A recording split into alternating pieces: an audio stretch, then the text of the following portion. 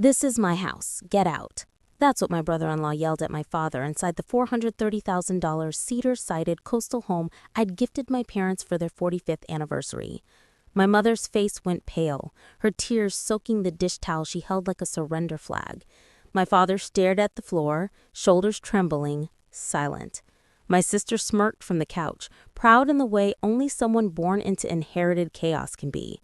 And I stood in the doorway, still holding the carrot cake I'd bought, the metal keys cold against my palm. I didn't shout. I didn't move. I only smiled once and said something that made every ounce of laughter in the room shatter. They thought they'd taken everything. They had no idea what I'd kept. 2 weeks earlier, everything had felt lighter.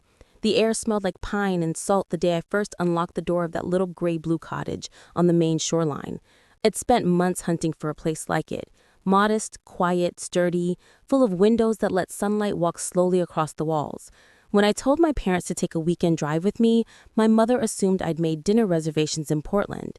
My father packed his fishing gear, humming as he zipped the case. Neither of them suspected anything. They cried before they even stepped inside.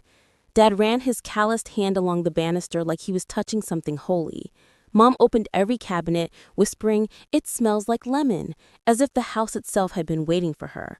I'd saved for years, writing the final payment on a night when my eyes burned and the code on my laptop blurred. I wanted them to have one thing in this world that couldn't be repossessed, reclaimed, or ruined. One corner of earth where the air didn't taste like fear or overdue bills. Growing up, I learned how fear tastes. I remember Mom crying over late rent notices in our cramped Ohio apartment, Dad working double shifts at the paper mill, the quiet dread that hovered over every dinner table. I was 10 when I learned to say, "It'll be fine," even when it wasn't. I paid my sister Sarah's bills later the same way I used to fix our broken chairs, quietly, efficiently, as if it were my obligation.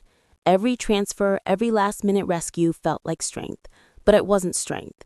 It was enabling, wrapped in love. So when I handed my parents the keys to the cottage that day, I thought maybe I'd finally fix something permanently. "It's yours," I told them, every part of it. Dad tried to speak, but emotion fractured his voice. Mom laughed and cried at the same time, covering her mouth like joy was something fragile.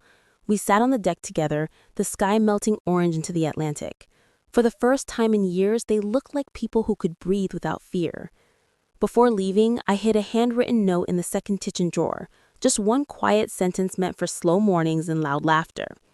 Then I drove back to Boston for a product rollout, believing they were safe, believing peace had found a place to rest. But peace doesn't last long in families like ours.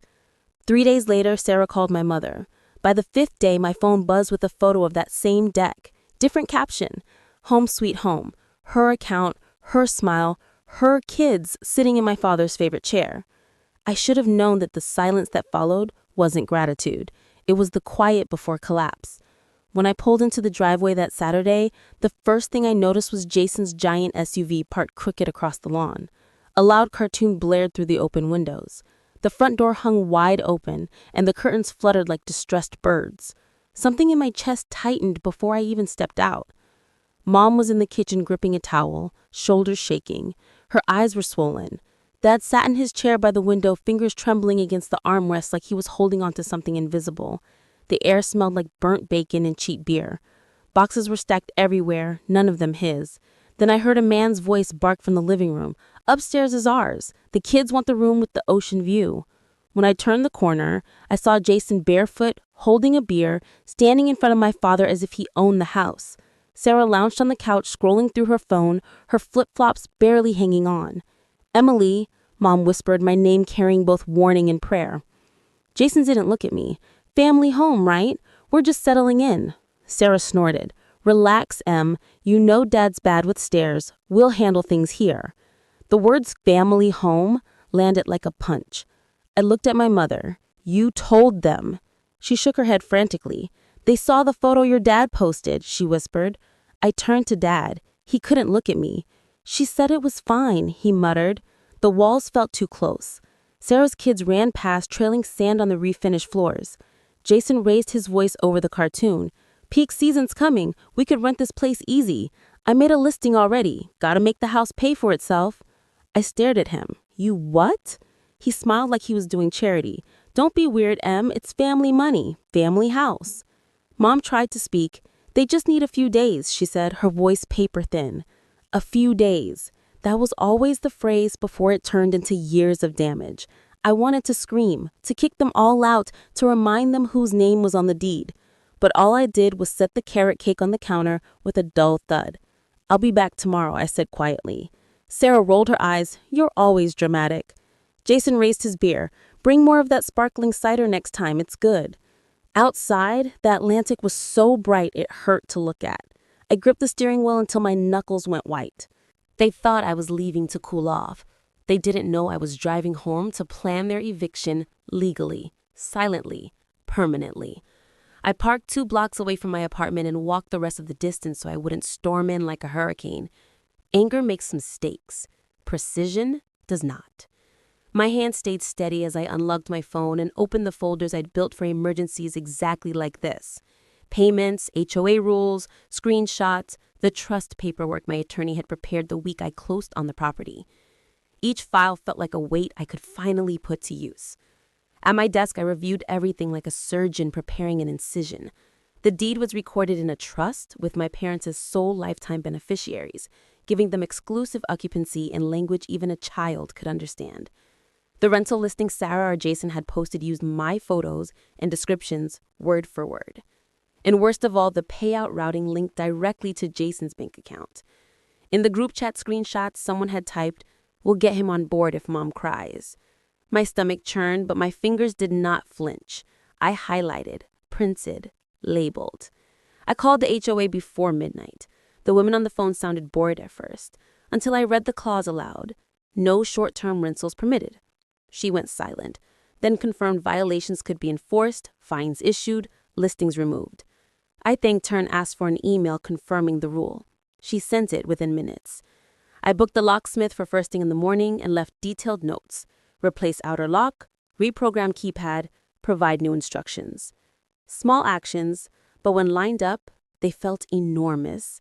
I forwarded the listing screenshots of the rental platform's trust and safety inbox, attaching the deed and trust. Then I wrote a short email to the neighbor contact list from the closing tacket. "Hello, neighbors.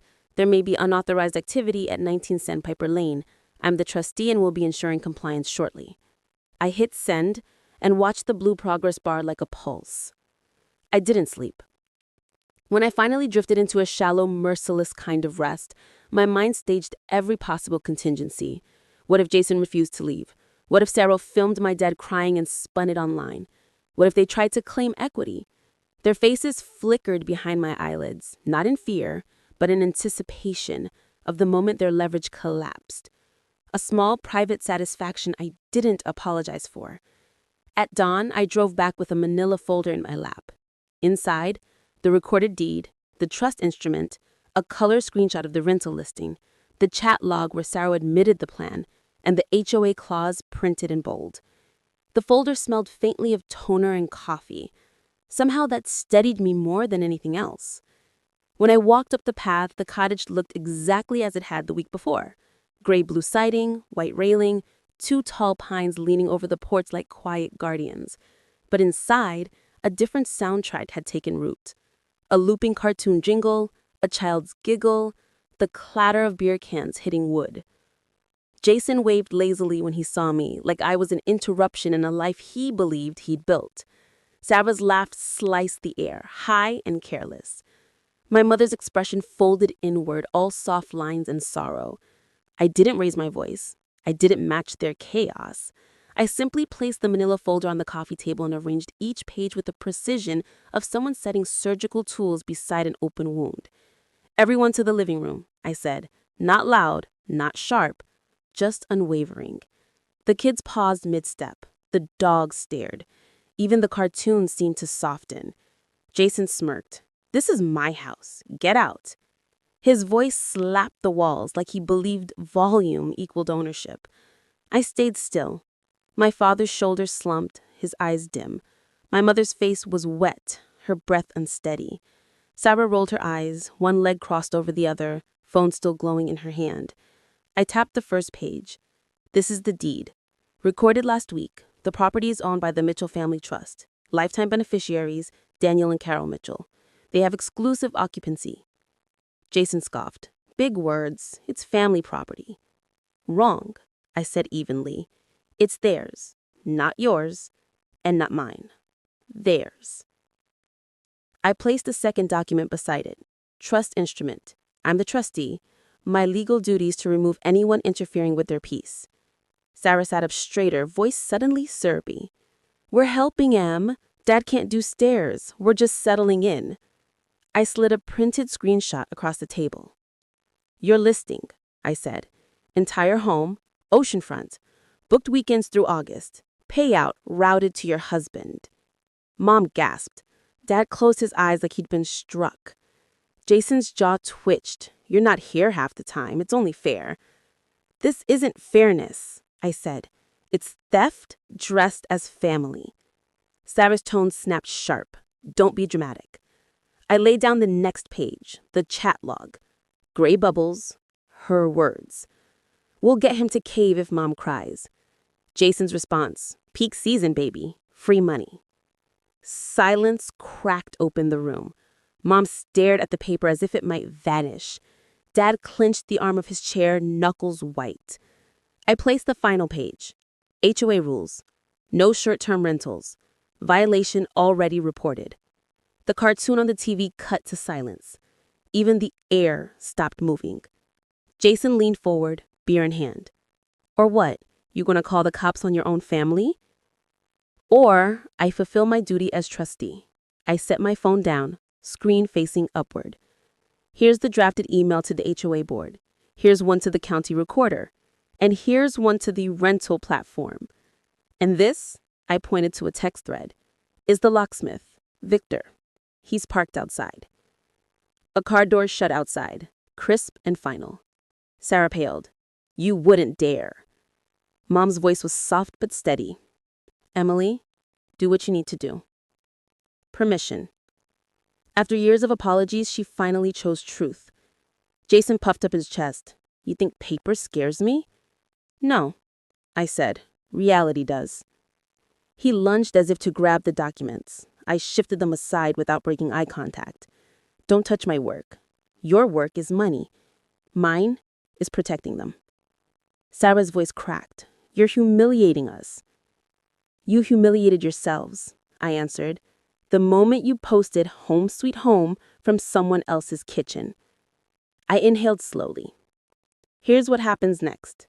You pack your things, you delete the listing, you refund every booking, you apologize, and you leave your keys. Sarah let out a short, brittle laugh. Or what? You'll throw us out? Or, as the doorbell chimed 3 cheerful notes, Victor changes the locks in 5 minutes, and you can film your tantrum in the driveway. The dog barked. Jason whipped toward the door. Don't touch that lock, I warned. Victor stepped inside, tool bag slung over his shoulder. Afternoon, you must be Emily. I handed him the authorization letter, trustee's signature. He read it, nodded, and got to work. Jason looked at my father, desperate. Old man, tell her to stop. Dad's voice cracked, but it held. This is our house. We're staying. Mom placed her hand over his. For once, she didn't apologize for choosing her own peace. Jason sputtered, turning red. You'll regret this, Em. I regret enabling you for a decade, I said. This is correction, not cruelty. Sarah's children froze, their eyes wide. Even the dog sacked silently. Keys, I said, holding out my hand. Jason slapped his onto the table. Sarah hesitated, then tossed hers beside his. Victor's drill, word. Sharp, clean, final. A few clicks later, he returned with the new keypad. Code's ready, he said. Who gets it? I looked at Dad. You choose. He whispered 4 numbers, the month and year he and Mom were married. Victor entered them, nodded, and handed me the instruction slip. I placed it in a folder labeled Happy Things on the entry table. Sarah watched me, tears threatening. You could have just talked to me. I have been, I said. You just mistook silence for permission. Jason crossed his arms. We'll see you in court." "You won't," I said, "because I'll see you first." He sneered. "You think you're clever?" "No, just prepared." Outside, Victor packed his tools. "All done. Old keys won't work anymore." "Thank you," I said quietly. Mom sank into a chair, hands still trembling. I didn't want to choose sides. "You didn't," I said. "You just stopped pretending there weren't any." Dad's hand rested on hers, steady for the first time in years. The air changed. The house exhaled. The windows breathed again as the wind moved through the open deck door. Sarah and Jason walked out carrying boxes, muttering threats about loyalty and lawyers. On the porch, Sarah paused, her eyes glassy. "You think this ends here?" "No," I said. "It ends when you stop taking what was never yours." She blinked, then turned toward the SUV. The dog leapt in behind the kids. Jason slammed the door and peeled out, gravel scraping under the tires. When the sound faded, the cottage settled into its bones again. The Atlantic rolled in slow and steady, like it had been holding its breath too. Mom poured tea, her hands steadier now. "I didn't want you to see this side of her." "I needed to," I said. "Boundaries don't exist until someone crosses them." Dad looked at me over his cup. "I should have said something sooner." "You did," I said. "You called me. That was enough." I opened my laptop, forwarded the HOA confirmation, and canceled the illegal bookings myself, each one with a short message. Listing removed by owner. Refund issued. I typed another email to the neighbors. "You may have seen extra cars. Issue resolved. No rentals moving forward." When I finished, I felt lighter. Not triumphant, just clean. Mom sliced the carrot cake I had brought, the one that had witnessed the entire confrontation from the counter. She laughed once, softly, at the absurdity of it. Then she handed me a slice. We ate quietly. Lemon and sugar and peace. My phone buzzed, first from the rental platform confirming removal, then from the HOA acknowledging compliance. The last message was from Sarah. "You made Mom cry." I deleted it unread. Dad stared out the window, the ocean reflected in his glasses. "It's finally quiet," he said. I nodded. "That's how love should sound." He smiled faintly. "We'll get used to that." As the sky dimmed into gold, I tucked the documents back into the folder labeled Boring Armor, because boring, I'd learned, is the opposite of chaos. And that's how peace survives.